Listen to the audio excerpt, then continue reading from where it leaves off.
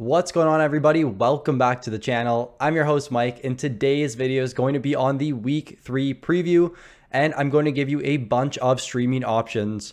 This is a jam-packed week. There are 11 teams with at least 4 games on their schedule, and just 3 teams that play only 2 games this week. Now, the off nights this week are the 24th, 26th, 28th, and 30th. These are nights you're going to want to target because you're going to have available spots on your roster. The other nights, your rosters are going to be completely full and you're going to have to bench some of your good players.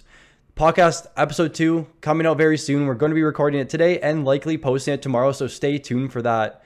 Before we get in this video, make sure you leave a like, subscribe if you're new to the channel, and if you are interested in claiming a $100 bonus, Prize Picks will match up to $100, 100% of your deposit. Use promo code PUCK. The link is in the description. Without further ado, let's jump into the Week 3 preview and streaming video. Before we get into the waiver wire targets to add, I want to look at the schedule for this coming week. It is very jam-packed. 11 teams with at least 4 games, as I mentioned in the intro.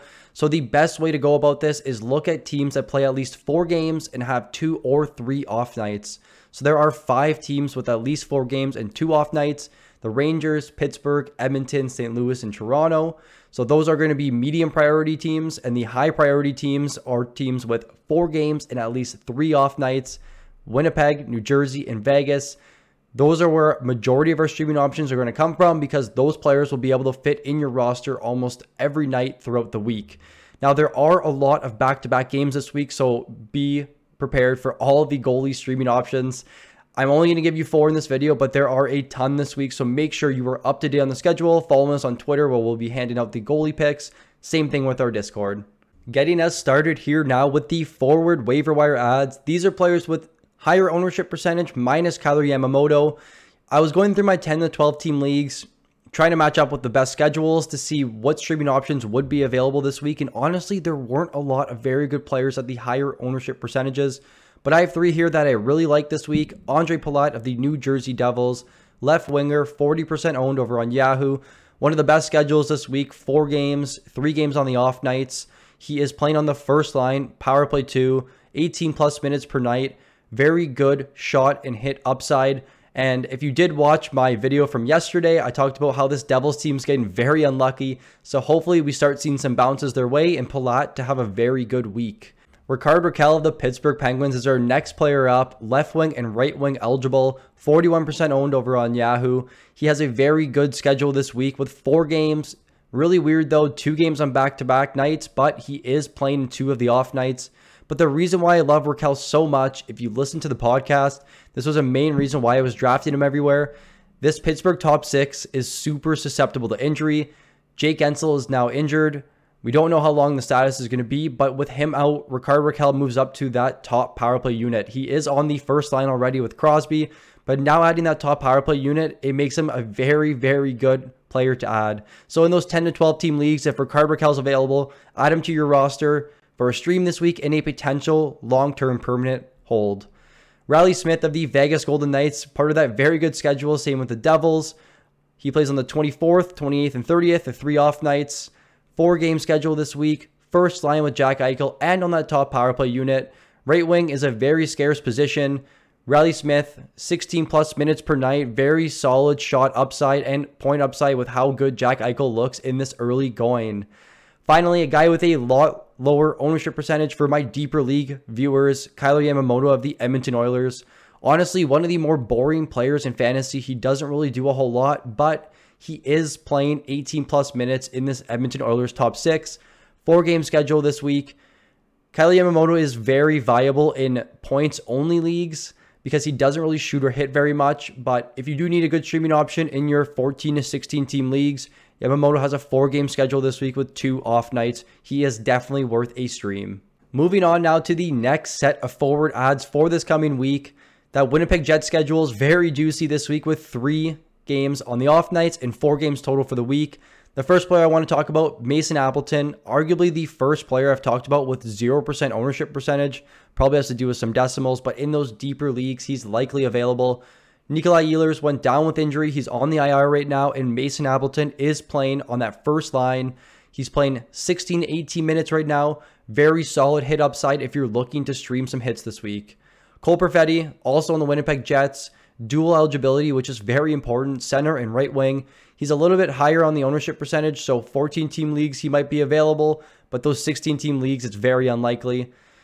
4-game schedule this week, same as Appleton with 3 games on the off nights. He is a high point upside player, not many shots, not many hits. Similar to Yamamoto, if you're in a points-only league, Perfetti is definitely worth a streaming option this week. Dawson Mercer of the New Jersey Devils. If you're in the Discord and you know FP Don, he is very high on Dawson Mercer this season. Center and right wing eligible, higher ownership percentage. He is playing with my boy Jack Hughes in that top 6 on the second line, and he is on the top power play unit right now. 18% ownership means he's probably not available in 16-team leagues, but 14-team leagues. Dawson Mercer is a very good add this week. 4 games, 3 games on the off nights. I am adding him everywhere I can.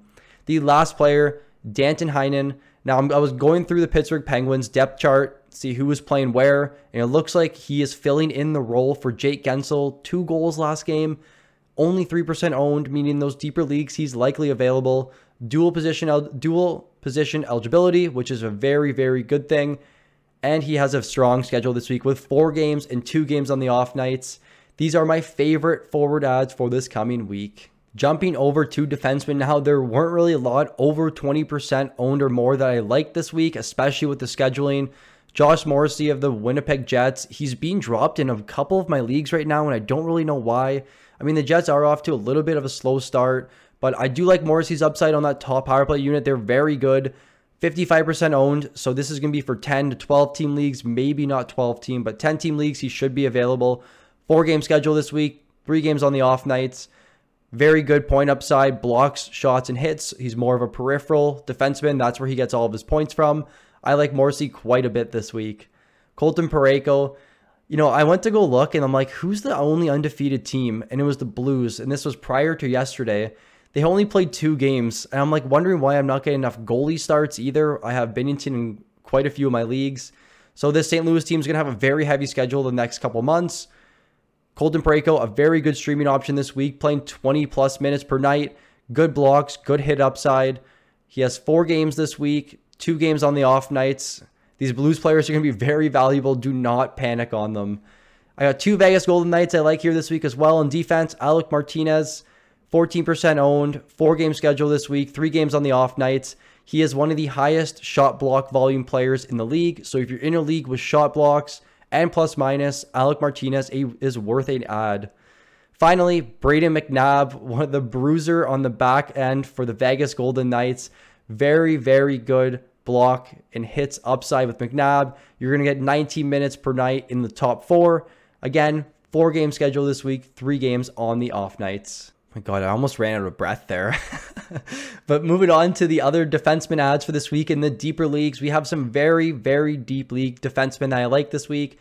Nate Schmidt of the Winnipeg Jets, 1% owned. He's going to be 21+ minutes, good hits, shots, and blocks upside. He's going to give you solid peripherals this week. He has that 4-game strong schedule. I like Nate Schmidt quite a bit in 16+ team leagues.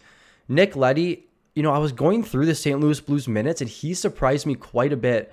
23, 22, and 22 in the first 3 games. Any defenseman that's playing 22+ minutes in a schedule like them this week is definitely worth an add. Nick Leddy is more of a shot volume and points upside guy. He doesn't really do too much on the hits and blocks, but if he does give it to you this week, that is a treat for sure. Ryan Graves of the New Jersey Devils, just 2% owned. I feel like when he was in Colorado, or maybe last season, he was like an extremely good shot blocking player, but he's only had 1 block per game to start the season off. But I do like the upside there. This Devils team is very strong this year. They are very good defensively as well. They have a strong schedule this week, and at 2% ownership, you're going to get a guy that's going to give you some hits, some shots, some blocks, and play 18+ minutes per night with upside for a little bit more depending on the special teams. The last defenseman here, Brian Dumoulin, first pairing. I have a Penguins fan that I'm friends with, and he says that the Penguins always lose when Dumoulin's out. But Dumoulin's healthy, so that means this Penguins team is going to have a 4-0 week this week. I like Dumoulin quite a bit. Very good peripheral guy, 20+ minutes on that Penguins back end. If you were in plus-minus leagues, he is an even better add. We are now ending this video off with my favorite 4 goalie streaming options for this week. As I mentioned in the intro, there are quite a few back-to-backs this week, so I wanted to pinpoint some of my favorite goalies. David Rittich of the Winnipeg Jets. I don't like this Jets team defensively, but he is going to start, or he's likely to start on the 28th following a back-to-back against Arizona. At just 1% ownership, he's definitely worth a streaming option this week. Casey DeSmith of the Pittsburgh Penguins. I wouldn't say this guy's a permanent ad, maybe in 14-plus team leagues, but this Pittsburgh team is looking very good. And as I mentioned, they have that weird 4-game schedule with 2 back-to-back games this week, meaning DeSmith's likely to get 2 starts for you at just 9% ownership. Now, the first set of games this week is against Edmonton and Calgary. I'm going to assume he's going to face Calgary on the Tuesday night, and then it's Vancouver and Seattle. Again, I'm going to assume it's against Seattle, which is the second of the back-to-back. But definitely stay in the Discord, and we'll try and update you as best we can with Casey DeSmith and when he's starting this week. Adin Hill of the Vegas Golden Knights. This Vegas team looks very strong early on. Adin Hill's been very good. They have a game following a back-to-back against San Jose, a team that is, I would say, arguably top 5 worst in the league. Vegas is going to be very heavy favorites, making Hill a very good streaming option. And the ageless Brian Elliott of the Tampa Bay Lightning at just 5% ownership. Tampa Bay is off to kind of a slow start right now, but I don't think there's any worry there. They do have a back-to-back game against Anaheim on the 26th. Elliott's likely to get the start given the game before is against LA, which is a better of the 2 opponents. Vasilevsky should likely get that start. And then Brian Elliott is a great streaming option on the 26th against a very, very bad Anaheim Ducks team. That will do it for the Week 3 preview and streaming targets video. If you enjoyed the video, please leave a like. And if you're new to the channel, please subscribe. Thank you for watching, and I look forward to seeing you all in the next one.